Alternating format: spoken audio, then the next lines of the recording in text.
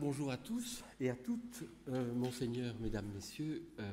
Je voudrais tout d'abord remercier très chaleureusement Étienne Michel, directeur du CEGEC, et Guy Selderslack, qui dirige le service d'études, de m'avoir invité à participer à cette journée. C'est un honneur que vous me faites de m'associer à vos réflexions sur des thématiques aussi fondamentales pour l'école d'aujourd'hui que sont la transmission et l'apprentissage. Merci aussi à vous tous, si nombreux dans les auditoires, qui consacrez cette journée de la fin de vos vacances à cette université d'été. J'espère que je serai en mesure de vous intéresser en abordant ces questions d'une manière quelque peu inhabituelle pour vous, à partir du point de vue des neurosciences. Merci enfin à toute l'équipe du CEGEC qui a dû certainement beaucoup travailler ces dernières semaines pour préparer une journée comme celle-ci. Mon exposé va être structuré en 3 grandes parties. Une première partie en guise d'introduction, tout d'abord, dans laquelle je souhaite brosser un tableau quelque peu pointilliste des conditions générales de la transmission. L'objectif de cette introduction n'est bien sûr pas encyclopédique et ne vise aucune exhaustivité. Il s'agit plutôt d'évoquer à grands traits un arrière-fond mettant en scène les principaux éléments qui interviennent dans la transmission. Et cela dans le simple but de vous faire prendre conscience de la complexité des processus qui sont en jeu. Complexité serait peut-être le maître mot de ma contribution, et j'espère que je ne vous donnerai pas trop vite mal de tête. Ceci me permettra également de situer sur cet horizon plus large le domaine que je développerai de manière plus technique alors dans la suite. Dans la seconde partie, mon but est de vous sensibiliser à une question tout à fait passionnante, pour moi en tout cas, à savoir comment la culture, ou tout au moins certains domaines culturels, doivent, pour se transmettre, s'incarner dans la nature humaine. Comme vous le verrez, c'est tout le débat nature-culture qui se trouve être réellement revisité aujourd'hui par les neurosciences, mon domaine d'expertise si vous voulez. Ainsi, je vais tenter de montrer comment certaines des innovations culturelles les plus marquantes pour l'histoire de l'humanité, comme la lecture ou le calcul, se transmettent en contraignant, ou plus précisément en recyclant. Et c'est un concept sur lequel on reviendra bien sûr de manière beaucoup plus technique tout à l'heure.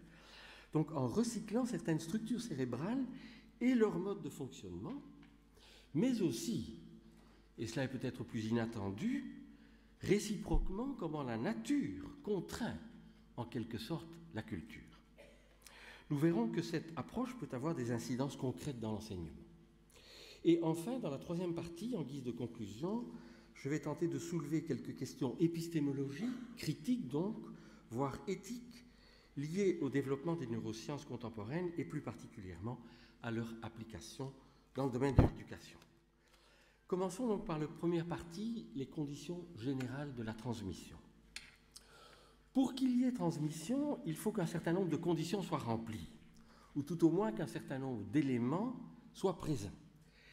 Et comme hypothèse de travail, je vous propose de les classer en 4 grandes catégories, sachant qu'il s'agit de familles ou de constellations de conditions complexes plutôt que de simples facteurs. J'insiste encore ici sur le fait que j'aborderai ces catégories de manière superficielle, chacune d'elles pouvant à la limite faire l'objet d'une conférence à part entière. La première catégorie de conditions concerne bien évidemment ce qui est transmis, le contenu, le matériau, cet objet tiers, pourrions-nous dire, entre une source de transmission et le destinataire. Ce qui est transmis, vous le savez bien, est très vaste. Non seulement les connaissances, les savoirs accumulés tout au long de l'histoire et qui constituent vos principales disciplines, mais aussi les méthodes, les procédures qui sont mises en œuvre dans chacun de ces domaines. Et puis, il y a ces compétences de base, transversales à tous les domaines, et tellement importantes que sont la maîtrise de la langue ou des langues, l'écriture et la lecture, la logique du raisonnement, et j'aurais tellement envie de rajouter les diverses voies d'entrée dans le monde de l'art et de la création. Nous sommes fiers, nous enseignants, passeurs de relais, de transmettre en héritage pour aujourd'hui cet inestimable patrimoine, ce monde de la connaissance et de la création, dont nous avons la responsabilité, tissé lentement et patiemment par les multiples et très diverses cultures qui nous ont précédés. Transmission de savoir constitué, certes, mais avec l'esprit critique qui convient. C'est donc un héritage sous bénéfice d'inventaire. Car ces connaissances sont aussi trouées de blanc, de tout ce que l'on ne connaît pas encore. Elles sont plus fondamentalement encore situées sur ce fond d'impossible à connaître, qu'est le réel en soi, ou encore ce qui, en tant que modèle et hypothèse, reste marqué à la fois par l'audace et la fragilité. Nous ne sommes peut-être pas assez attentifs, nous enseignants, à cela. On n'a peut-être pas assez de reconnaissance, voire de respect, oserais-je dire, pour cette sainte ignorance, qui pourtant est le vrai moteur de la science, comme cet état de manque permanent et structurel qui ferait naître le désir infini de savoir. Il y a aussi dans cette première catégorie la transmission, de manière implicite bien souvent, la transmission d'une motivation, par notre enthousiasme, par nos stratégies d'éveil à ce désir de savoir. Dans ce terme de motivation, on entend d'une part le terme de motif, c'est-à-dire le but à atteindre, l'objectif, avec également, dans l'usage de ce terme motif, une référence au sens et aussi à la signification. Ça fait peut-être tellement défaut, au fond, dans notre enseignement, de toujours se référer à un sens, à une signification. Combien de fois n'entendons-nous pas, même à l'université, des étudiants dire à quoi ça sert d'étudier tout ce que vous essayez de nous enseigner.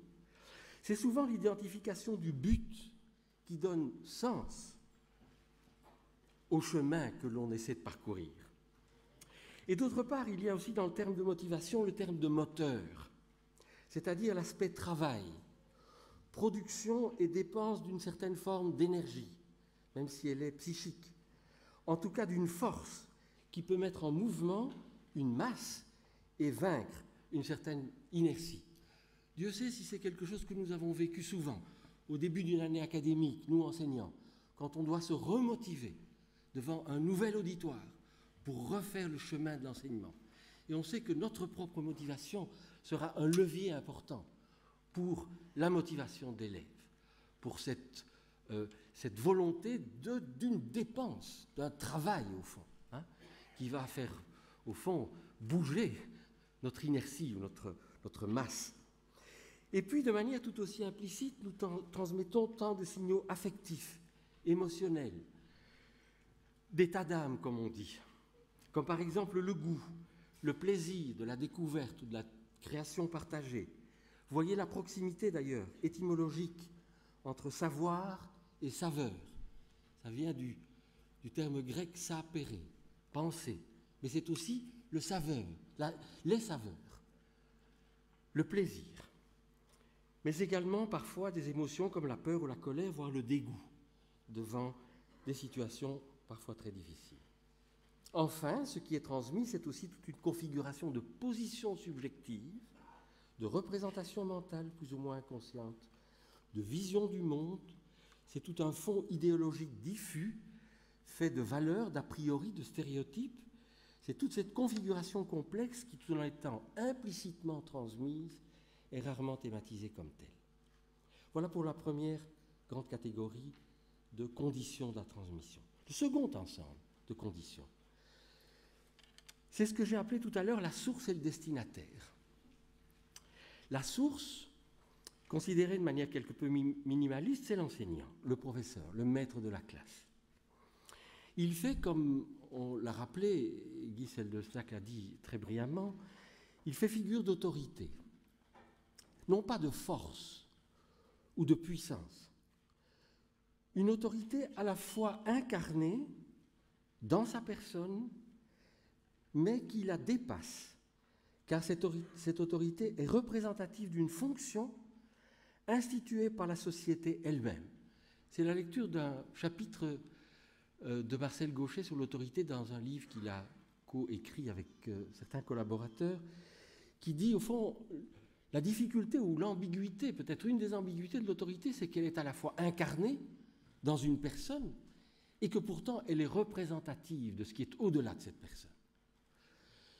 Quand je suis président d'un jury de thèse ou d'un jury d'examen, j'ai l'autorité, parce que c'est l'institution universitaire qui me la donne, cette autorité, et elle est incarnée dans ma personne. C'est la difficulté, évidemment, de pouvoir assumer cette autorité. Dans ce sens, l'autorité, comme relation asymétrique, constitutive de la transmission, est une responsabilité que l'enseignant peut et doit assumer, malgré les difficultés multiples, comme on l'a évoqué tout à l'heure, liées aux mutations sociales et anthropologiques d'aujourd'hui. D'autre part, derrière cette figure de l'enseignant, se profile, et c'est important, la spécificité de l'institution scolaire elle-même, l'université catholique de Louvain, le secrétariat de l'enseignement catholique, l'école catholique ou l'école laïque, en France l'école républicaine. Tous ces qualificatifs se réfèrent bien sûr toujours à une histoire collective, celle d'une communauté de pensée et de valeurs qui précède et dépasse l'ici et le maintenant. Elle s'est souvent constituée, cette communauté, sur fond de tensions politiques ou idéologiques. Et je me rappelle très concrètement dans ces mêmes auditoires des débats d'il y a quelques années, c'est très récent, organisés par les autorités de l'UCL pour remettre en discussion le C de UCL. Est-ce qu'on garde ou non? Et qu'est-ce que ça implique de le garder ou de l'abandonner? C'est aux catholiques de UCL. C'est quelque chose qui doit être en dialectique et en discussion dans une institution comme la nôtre. La source, donc. Le destinataire maintenant, bien sûr, c'est l'enfant, l'adolescent, le jeune adulte, avec son appartenance socio-culturelle et son équipement cognitif et affectif, engagé dans des processus d'apprentissage aux multiples facettes, répétition, mémorisation, imitation, compréhension, assimilation, etc. Pour faire très bref ici, disons que derrière chacun de ces apprenants, se profilent deux cercles extrêmement importants dans le processus de transmission. Il s'agit de la famille d'une part et du groupe des pairs, PAIRS, d'autre part. Je dirais peut-être un petit mot rapide du premier cercle, la famille, puisque pour la problématique des neurosciences, évidemment, la problématique de la famille et de la transmission est importante. Traditionnellement, les deux institutions, famille et école, partageaient ou partagent encore le même objectif, celui de préparer l'enfant, l'adolescent, à faire son entrée comme adulte dans un monde complexe dont il faut transmettre les clés et les usages. La socialisation de base et l'éducation revenant à la famille, l'instruction et la transmission de connaissances et de compétences plus abstraites à l'école. En ce qui concerne l'éducation, et ça c'est peut-être très évident, on peut citer dans le désordre toute une série de traits. Respect et contrôle de soi, volonté, obéissance et introjection des normes et des codes, reconnaissance et respect de l'autre, politesse, discipline, bonne manière, enfin tout ce qui classiquement faisait un individu bien éduqué.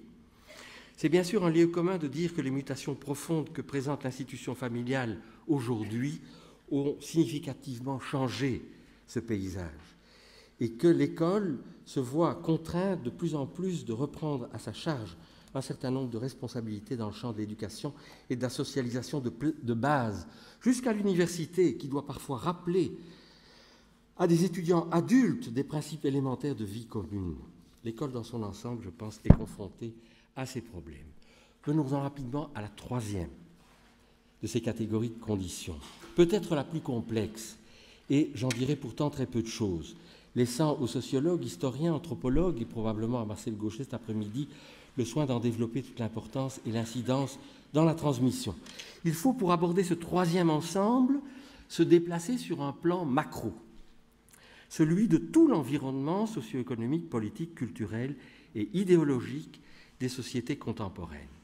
Vous en connaissez les caractéristiques, et là aussi, on en a rappelé quelques-unes dans l'introduction de cette journée.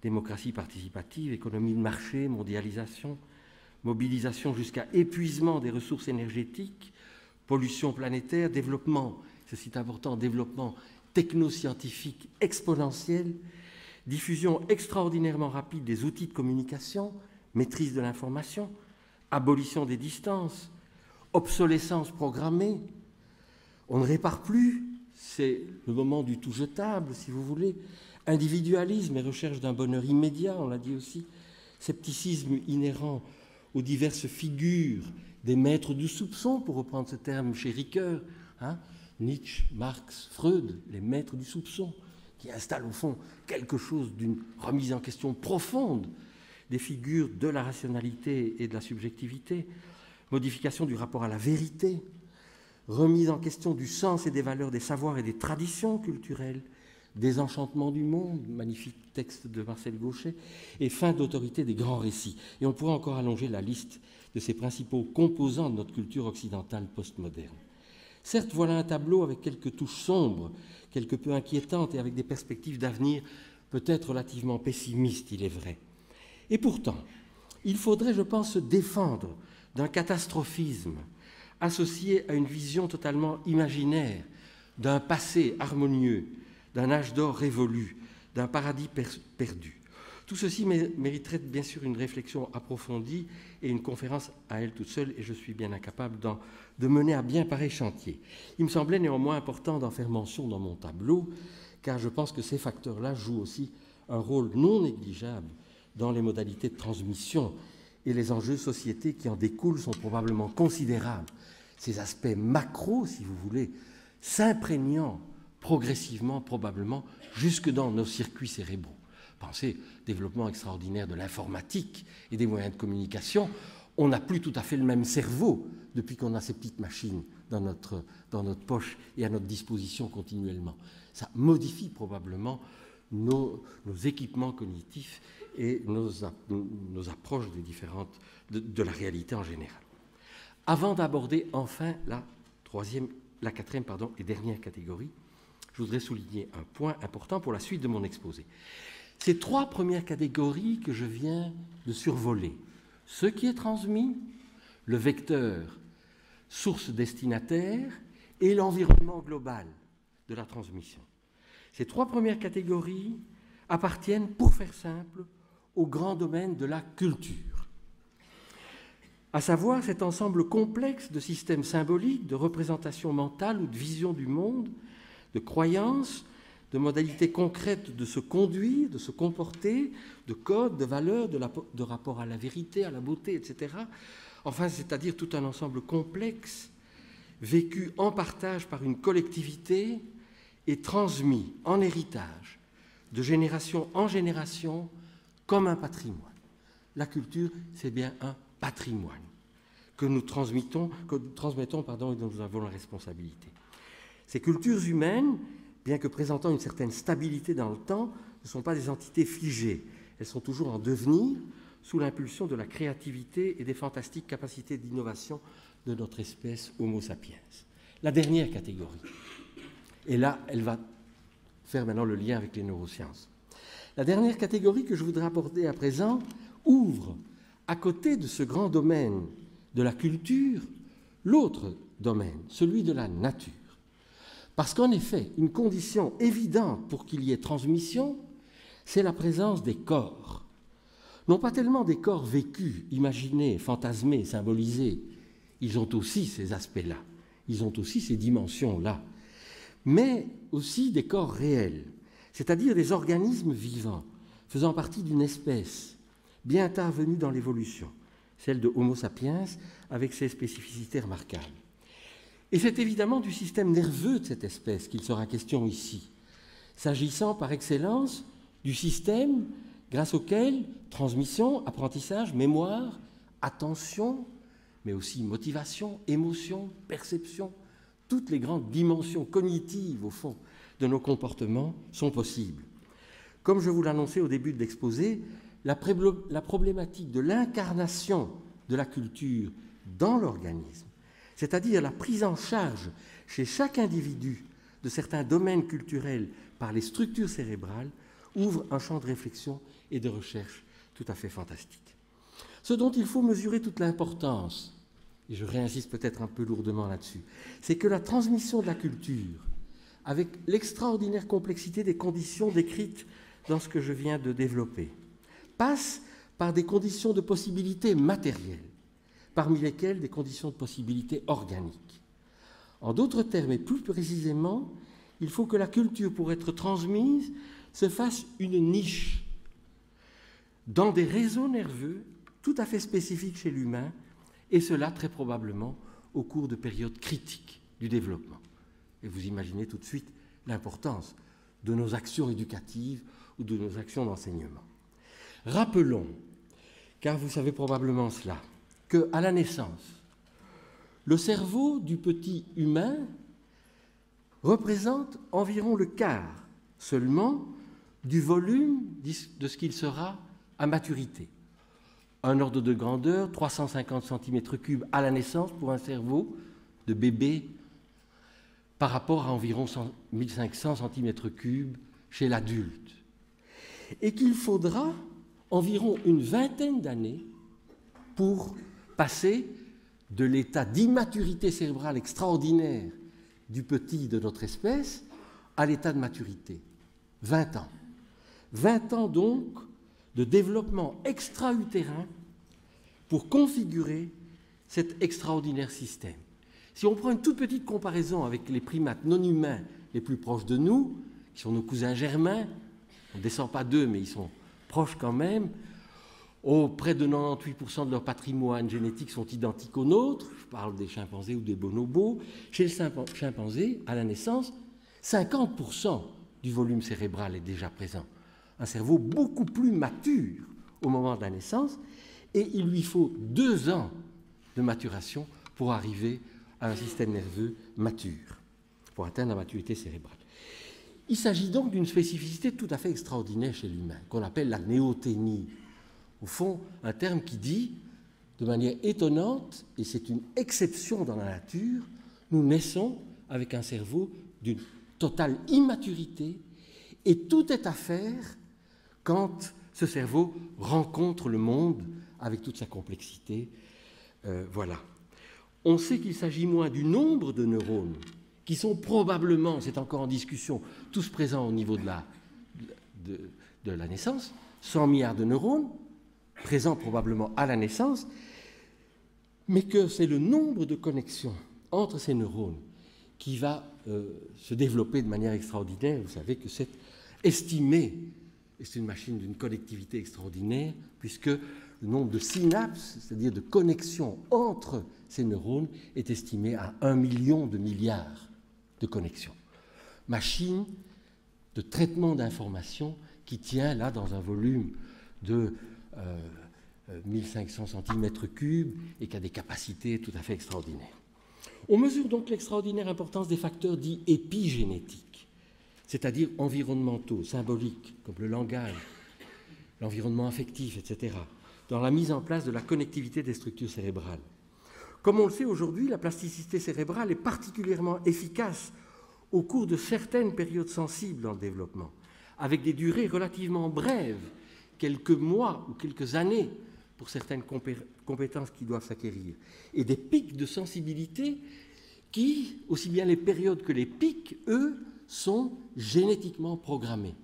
Les fenêtres de sensibilité à l'environnement, ces horloges qui gèrent ces fenêtres de sensibilité sont déterminées par un patrimoine génétique caractéristique de notre embryogenèse, de l'embryogenèse de notre cerveau encore.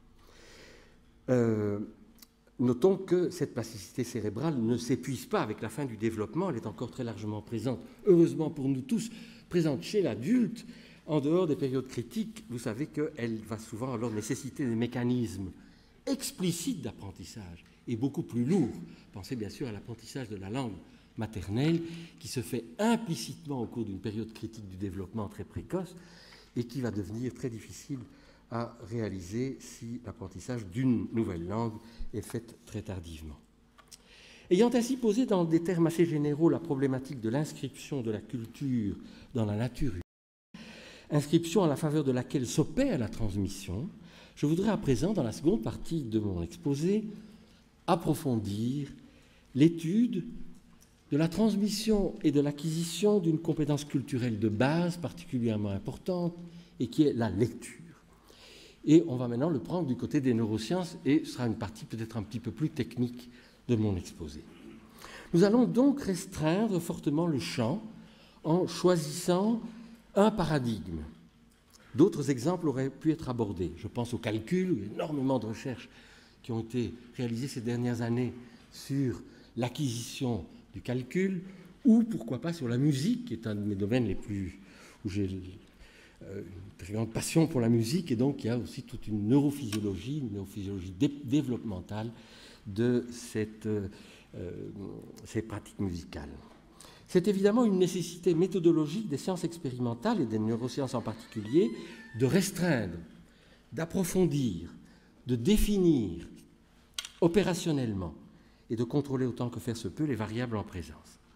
Alors cette problématique, maintenant on entre dans le vif du sujet, a été abordée dans le cadre d'une hypothèse théorique assez audacieuse, celle, et je vous l'énonce dans les termes techniques, mais n'ayez crainte, je vais essayer de vous l'expliquer le plus intuitivement possible, l'hypothèse ou le modèle théorique du recyclage neuronal des cartes corticales ou des modules corticaux dus à des facteurs culturels. Elle a été proposée il y a quelques années, il y a 5 ans maintenant, par 2 chercheurs français, Stanislas Dehaene et Laurent Cohen, respectivement professeur au Collège de France et neurologue à l'hôpital de la Pitié-Salpêtrière à Paris, proposé dans un article qui a marqué le champ des neurosciences, paru en 2007 dans une très grande revue de neurophysiologie, sous le titre de Cultural Recycling of Cortical Maps. Article difficile, technique, mais extrêmement fondateur au fond d'une nouvelle orientation. De quoi s'agit-il? Le concept de recyclage neuronal est assez proche, et peut-être que les professeurs de biologie dans la salle se rappelleront de cela, est assez proche d'un concept qui a été développé par le grand biologiste américain spécialiste de la théorie d'évolution Stephen Jay Gould, et qui est le concept d'exaptation. C'est un mot qui a l'air un peu compliqué, mais je pense qu'on peut le comprendre intuitivement, assez simplement, même si les mécanismes qui sont derrière ce concept sont particulièrement compliqués. Brièvement, de quoi s'agit-il? Eh bien, il s'agirait de la réutilisation, au cours de l'évolution, d'un mécanisme biologique ancien, sous-tendant une fonction donnée, en vue de l'émergence d'une nouvelle fonction complètement différente de la précédente.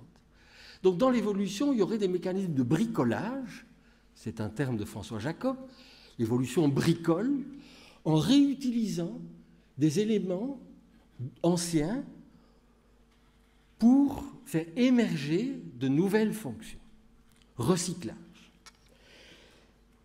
Il s'agit donc, si vous voulez, de faire du neuf avec du vieux, comme dans toute entreprise de recyclage. Mais plus sérieusement, en quoi le concept est extraordinairement fort dans une réflexion dans le cadre de la théorie de l'évolution. Plus sérieusement, il s'agit de penser, et là ça va être important pour nous parce qu'il s'agira de penser l'innovation culturelle, il s'agit de penser l'apparition d'innovation dans le processus évolutif sans devoir faire appel au générateur de diversité, pour reprendre le terme de Darwin, qui dans la théorie synthétique de l'évolution est assuré, on le sait maintenant, depuis bien sûr la génétique moléculaire, on sait que ce générateur de diversité est assuré par les mutations. Mutations aléatoires, elles-mêmes bien sûr sanctionnées par la sélection naturelle. Vous vous rappelez chez Darwin, l'origine des espèces, au fond, et le transformisme. Comment l'évolution est-elle possible? Comment n'y a-t-il pas eu uniquement du même? Eh bien, dit Darwin, c'est que apparaissent dans les espèces des petites variations, des petites différences, et qui sont dues à ce que Darwin appelait le générateur de diversité. Il n'avait pas le concept de mutation, qui n'arrivera que bien sûr beaucoup plus tard avec le moine Mendel et puis avec la génétique moléculaire des années 50. Il faut qu'il y ait un générateur d'innovation qui produise des petites différences. Et ces différences seront soit favorables, soit délétères à leurs porteurs. soit elles seront favorables à l'adaptation des porteurs de ces différences dans le combat pour la vie, soit elles seront défavorables, délétères. Et la sélection naturelle va faire le tri. C'est en gros, en 3 phrases, un résumé très succinct de la théorie d'évolution chez Darwin. Donc, dans la théorie synthétique de l'évolution, ce sont les mutations aléatoires, il n'y a pas de dessin intelligent. C'est purement le hasard des mutations qui produit ces différences. Or, dans l'apprentissage culturel, dans les innovations culturelles, on pourrait se dégager de ces lois du vivant, au fond. Et c'est ce qui ferait peut-être l'exception humaine. Hein. Dans l'apprentissage culturel, ce mécanisme de recyclage ou de réutilisation n'impliquerait pas, et je vais essayer de vous le démontrer de manière beaucoup plus précise dans un instant, n'impliquerait pas de remaniement génétique. Il surviendrait donc durant la vie de chaque individu grâce à un deus ex machina extraordinaire qui est la plasticité cérébrale. Ce n'est possible que parce que notre cerveau, à l'inverse probablement d'autres espèces, a cette fantastique plasticité cérébrale. Plasticité qui le situe